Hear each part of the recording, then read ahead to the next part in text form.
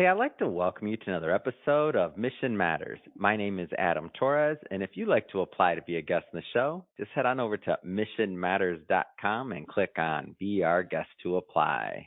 All right, so today my guest is Camille Bell. She's co-founder and CEO over at Pound Cake. Camille, welcome to the show. Thank you so much, Adam. I'm happy to be here. All right, Camille. So great to have you here, and I'm excited to get into Pound Cake today. And to get this kicked off, we'll start this episode the way that we start them all, with what we like to call our Mission Matters Minute. So, Camille, at Mission Matters, our aim and our goal is really to amplify stories for other entrepreneurs, other founders, and really other people out there that have a mission that we feel needs to be heard. And I know you have a very special mission over at Pound Cake. So maybe start off by telling us what mission matters to you. Like, tell us the mission of Pound Cake. Yes, the mission for Pound Cake is to simply offer color cosmetics in a way that's never been done before, a way that's more personal to every user and customer. Currently, aside from our company, a lot of color cosmetic companies will create one shade of a product and they'll expect it to look the same on all of us. And oftentimes it leaves darker skinned folks feeling left out within the beauty industry, going to get a product and either not showing up at all because the color was only made to show up on lighter skin. It's not pigmented enough, or the offering is limited. And so it leaves folks with brown to darker skin having to buy multiple products, mixing it together to get the shade that was originally promised. So we're on a mission to eliminate that and just offer better quality color cosmetics. Thank you. Thank you for sharing that mission, Camille. And this is super interesting to me. And as we get further here, were you always an entrepreneur, or was this one of your first ventures? Tell us a little bit more about when Camille became an entrepreneur, because this is amazing. Yeah, that's kind of funny you asked that, which I don't really get asked a lot, that particular question.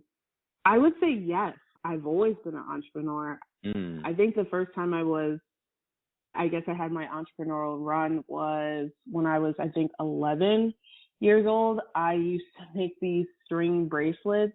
That's amazing. So hold on. So I was the baseball card or the comic book guy. There was the candy guy, and then you would have been the girl with the bracelets. That's amazing. So we would have all been hanging out at lunch. Go ahead. Yeah, I literally would buy string, different colored string thread, and I'd sit there in my room and making these bracelets. I would do an hour a day and just be really diligent and making different cool designs. And then I would go around and I had this clear box. Hold on, wait, I want to stop with 1 second there. So you use that word diligent. So other people were out playing, doing whatever, and you're like, no, I got to make my bracelet. Yes. What do you think made you do that? What gave you that drive that young? Because me, I was playing around with cards. I didn't have to make anything. So I'm not going to claim I was ever being diligent. Go ahead.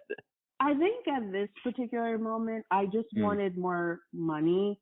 I didn't have the best childhood, and at a very early age, I had to pay for a lot of stuff. And so I was just always conscious of I hate to say, but at 11, I just had this anxiety of never having enough money, which is not what an 11-year-old should be thinking. And so I was just okay, what are ways that I can make money? And so this was one of the ways. And so yeah, I would sit in my room and I would do these bracelets, and then I bought this really nice plastic clear holder to put each of the different design bracelets. And then I would go around our cul-de-sac in the nearby neighborhood. I'd knock on people's doors and just hi, do you want to buy a bracelet? This one's 50 cents. This one's $1. And that's amazing. Yeah, and I would and people would buy them. I made $20. So great. And I was wow, I'm rich. Yeah, you were. Yeah. No taxes? Come on, you were good. No, go ahead. Yeah, so yeah, that was my first entrepreneurial run. And then so this was my junior year. No, this was the summer of my sophomore year in college. I was always into fashion, and I thought it'd be really cool to create a hub for student designers as well as like small upcoming designers to have Mm. a platform to sell their clothing. And it just wasn't thought through. And it was called Monarchy. And I just couldn't afford to like keep it afloat. Like my, I think the Squarespace was like $24, which was like, it was a lot to me in college. Mm. And I just couldn't afford to pay that each month to keep the site up. But before I like stopped doing it, I I had to be really resourceful. And so like I remember going to the Tyler School of Art and I found an art student who made a really cool logo for me. And then I created the website through Squarespace, and then I had some of my friends like model, and I Wow. did some designs myself so I could put it on the site. I would go to like Philly Fashion Week to meet other designers. And yeah, eventually just fizzled out, but that was like my second, I guess, business Mm. venture when I was in Mm. school. Mm. And then when it came to Pound Cake, it actually wasn't a sense of like, it's interesting. It wasn't like, oh, I'm doing this to make money. I was just really into makeup by this point, my senior year. And I was just feeling kind of defeated and just upset that I would go in to let's say Sephora, and I'd pick up a blush and it wouldn't show up on me.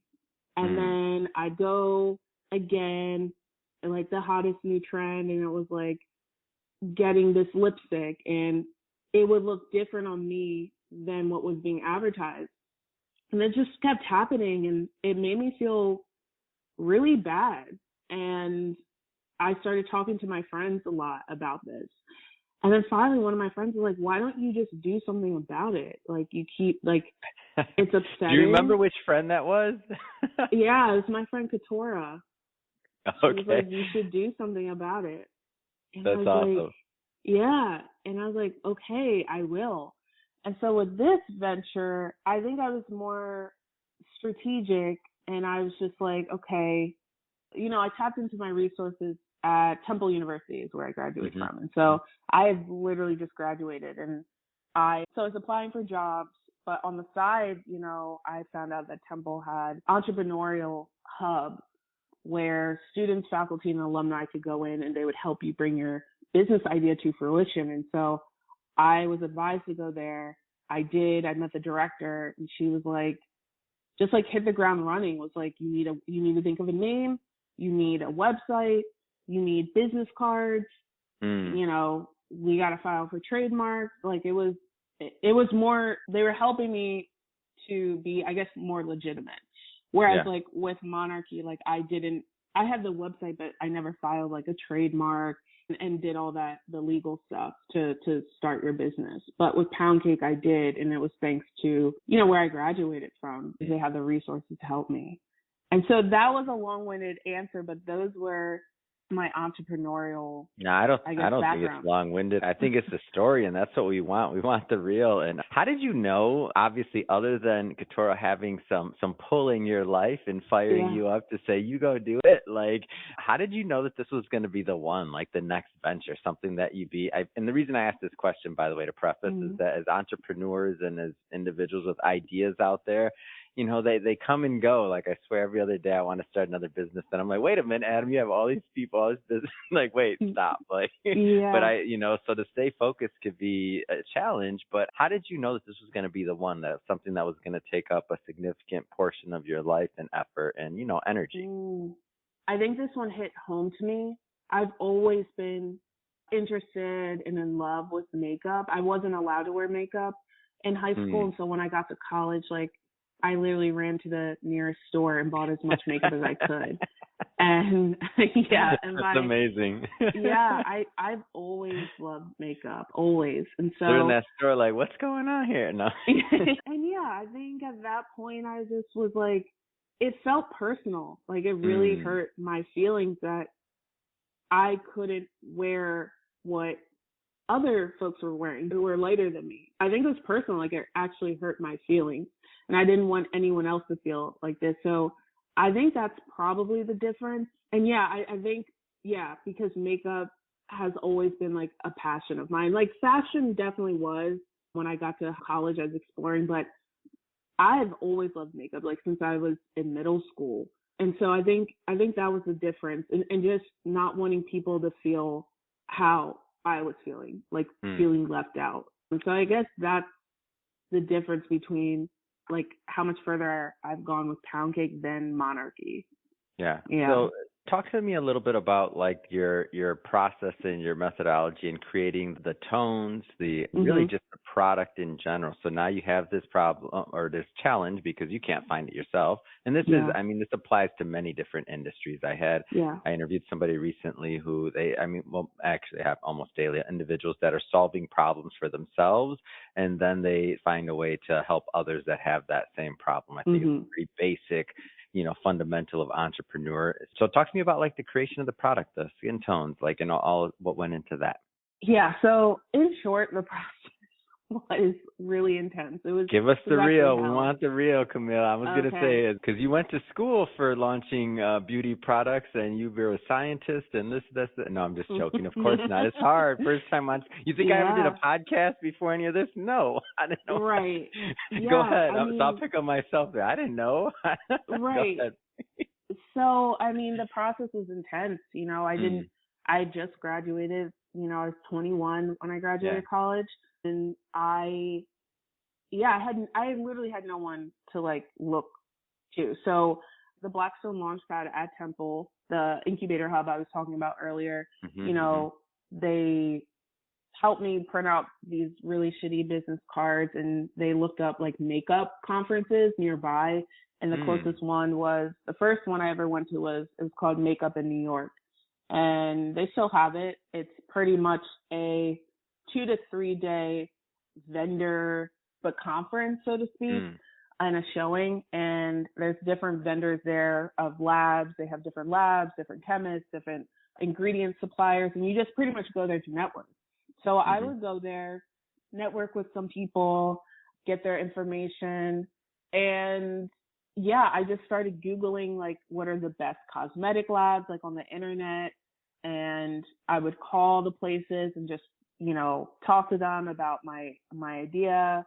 And a lot of times I couldn't afford them, they were like, our minimum order quantity, which is MOQ, is 5,000 units per shade, right? Well, I was just starting, and so I Mm. wasn't going to launch with 20 to 30,000 shades. Like, Mm. that's just like ridiculous. And Yeah. even someone like Kylie Jenner, when she first launched Kylie Cosmetics, she launched with 15,000 units, like in total. That's someone who had millions of followers. And so they're telling me I need to be able to order 20 to 30,000 units. I just couldn't do that. And so Yeah. I pretty much had to shop around. And so I finally landed on this one lab. It was a new lab. It was in Utah. I won't name them, but we started off the conversation. They let me know that they could definitely do what I was trying to do. They told me the pricing. They said I could own the formula for X amount. And so now it was like, okay, I have to raise money because Mm. you have to pay these labs, right? And Yes, so you do. I didn't Uh-huh. have any money. I was a broke college, like literally recent college grad. And so Blackstone Launchpad would look up pitch competitions in Philly for me to attend. And my first pitch competition, it was called the Idea Competition at the Fox School of Business at Temple. Mm. And I applied, I got in. I reached out to a friend who's now my co-founder, but I reached out to him asking if he could create a video for me, an animated video that explains exactly what we were doing. Mm. And so he created this really awesome video, and I pitched and I ended up winning their Global Initiative Award for $500, which I was happy and ecstatic because it was our first pitch competition ever, and it's called the Mm. Idea Competition. So that was the validation I needed, I think, to continue What did that this. do for your confidence at that point? That had to be like, I mean, that must have been Oh, it was the best huge. $500 you've ever made in your life. Like that's Oh, like 1,000%. Yes. I was like, wow. Like to have my first pitch competition ever and win that award, I was like, Yeah. wow, okay, so this is legitimate. Like what I'm doing is for real. I need to Mm. keep going. And yeah, it was $500. Like, I didn't have the best laptop at the time, so I used that money to buy my first Apple computer, and that was super exciting. And so I started applying for more pitch competitions to get more money because $500 came and went. And Mm. 6 months later, or maybe it was like 4 months after winning that first award, I was on a train to Boston, and because we were semifinalists in, at the time it's called Bill Clinton's Holt Pitch Prize competition for $1 million, and we were semifinalists. And so I paid for two of my friends at the time to come up to Boston with me and pitch. And we didn't win, and it was really sad, but I learned a lot. And yeah, for like a year, I just kept applying to pitch competitions, and the same thing would happen. I would get in, I would get to the final round, and each time it's like the goalpost was moving. It was like, oh, we gave it to this person because you don't have a prototype. So then I found a prototype, and then I would get in the pitch competition, I would get to the final round, and I would sometimes see those same judges thinking, okay, I've had growth since the last time they saw me. I have a prototype now. And we still wouldn't win. And the same judge would come up to us and be like, we didn't pick you because you haven't launched yet. And I'm like, well, I need money to launch. I don't have money to launch. That's why I'm doing it. Entrepreneur's dilemma right there. Go ahead. Yes. And so I just became sick of it, to be honest. It started feeling like I was getting in and I started becoming their token Black person that they were going to show off of, like, yeah, look how diverse we are. Because after the pitch competition would end, I would see that I would be in their marketing materials as a means to get other people to apply for the next year. But they were never picking me. Every pitch competition I was going to, they were using my image. And it just started feeling really shitty. And so my partner and I, we weren't getting anywhere. And we're like, you know what? We should just do a Kickstarter or Indiegogo campaign and raise money within our own community. Who gets it? And get money that way. And so I started reaching out to people who I heard had successful Kickstarter, Indiegogo campaigns and who were not successful with their campaigns. So I could learn from them as well. And some people would charge me like $100 an hour to meet with them, which was, again, still a lot of money for me as a like broke recent college grad. And I would meet with them at lunch, or I would treat them to lunch using my own money, and I would have a notebook and I would just take all the feedback. And this took about 6 months. Like, I flew to Atlanta once to meet with a woman. I took her out to lunch because she raised a good amount of money through Indiegogo. And yeah, so after about, I would say like 4 or 5 months meeting with people very frequently and gathering data, I maxed out my credit card. It was like $1,200 to attend the Talia Wajid hair show. It's like a big hair show in Atlanta. My thinking was, okay, it's not cosmetics, it's hair, but I know a lot of Black and brown women are going to be there, and I can gather emails. So when we do finally launch our Indiegogo campaign, it'll help us get to our goal quicker. And so, again, maxed out my credit card, flew to Atlanta to do this trade show. Mind you, I'm working full time, so I did this I took a day off of work, flew in, and we bought slices of pound cake, and that was because we didn't have product like everyone else there. But we were like, okay, we need a way to draw people in. Food, everyone loves food, and our they do. That was smart. That was a great idea. I would have been there like, what's this pound cake? I want some. Exactly. And they're like, well, Adam. Yeah, and we walked away with, I think it was like 800 emails. It was like between 600 and 800 emails, which was solid. So that was like April, May. And, we kept just updating people on our Instagram and whatnot. The feedback I had gotten from folks was, you need to plan, if you want to be successful in your Indiegogo campaign, you need to plan at least half a year in advance. And so yeah, I would just keep everyone updated. And then I think by like July, I ended up picking, okay, September 25th, we're going to go live with this campaign. And it's only going to be for 30 days to create that sense of urgency. We can have a launch party I was working at a co-working space, and I pitched to them to let me use their rooftop for an event, and I reached out to local folks, vendors, to get catering, to get alcohol there, just make it a big splash and set up laptops. We had giveaways. And so yeah, September rolls around and we launched a campaign, and figures the first day the website crashed. Of course, that has to happen. I mean, I feel like that wouldn't be a good story for this podcast if it was like, oh, and that. No, I'm just. Of course, right? That has that for all the entrepreneurs. I'm making light, obviously, of it right now, but for all the entrepreneurs out there, it's like, oh my gosh, of course that happened, because that's what happens, and you pushed on though, right? Right, and I was on the floor just crying. I was so disappointed, and yeah, we reached out to our rep at Indiegogo. We're like, what is going on? You guys knew we were going to be launching today. Like, what is happening? And yeah, it sucked. However, we still, within that first week, or the first 6 days, we met 30% of our goal. I think the feedback I got, and based on my research 6 months prior, was that the campaigns on Indiegogo or Kickstarter that are the most successful get 30% of their goal, I think, within the first 3 to 5 days. And so we were able to do that still, despite this debacle. And yeah, by the third week, we were just we had tapped into all of our resources. We went to the press.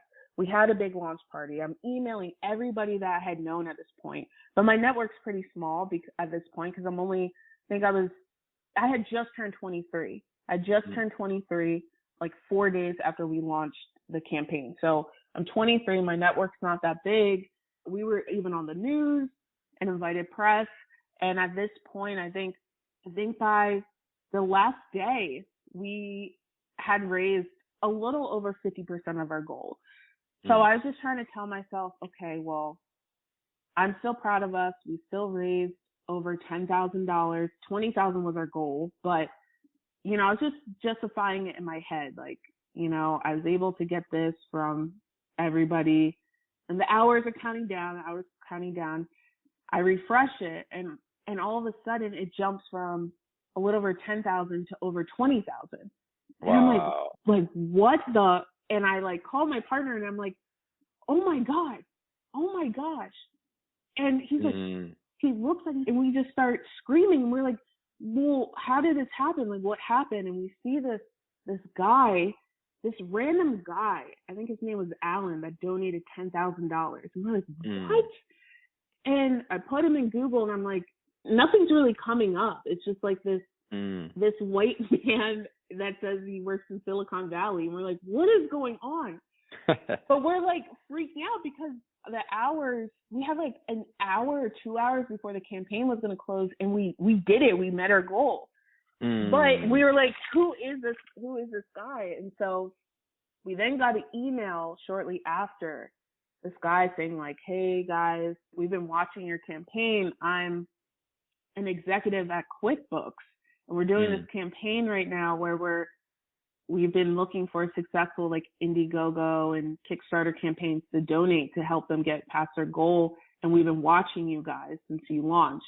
And you guys got past a certain amount, so we were able to help you guys close it out. And we want to fly you to California and give you guys Apple computers. And we were like, oh my gosh. Wow. So it was wild. Wow. It was wild. And so then the news broke that we actually surpassed our campaign. And of course that helps. It's one of those things where you need people to believe in you when you're not successful. And then when you are, that's when the support comes. So it's everyone was like, oh, I knew you'd get there, blah, blah, blah, even though they didn't donate. That's how it goes. Oh my gosh. Yeah.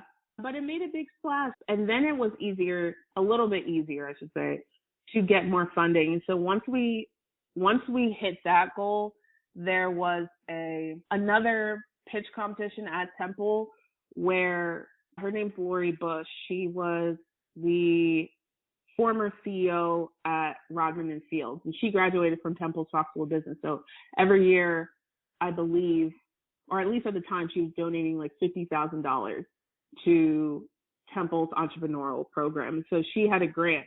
And so when we pitched, we were like, hey, we just raised over 20,000 from our community. And from that point, we were awarded another 10,000. So now I had $30,000, and I'm like, okay, or a little over 30,000, and this I could take to a lab. And yeah, we found our first lab. It was in Utah. It was $7,500 for them to create everything for the R&D process, just the R&D process, and to own the formula. So long story short, we worked with them for a year, and it was terrible. It was absolutely terrible. I don't think they knew what they were doing.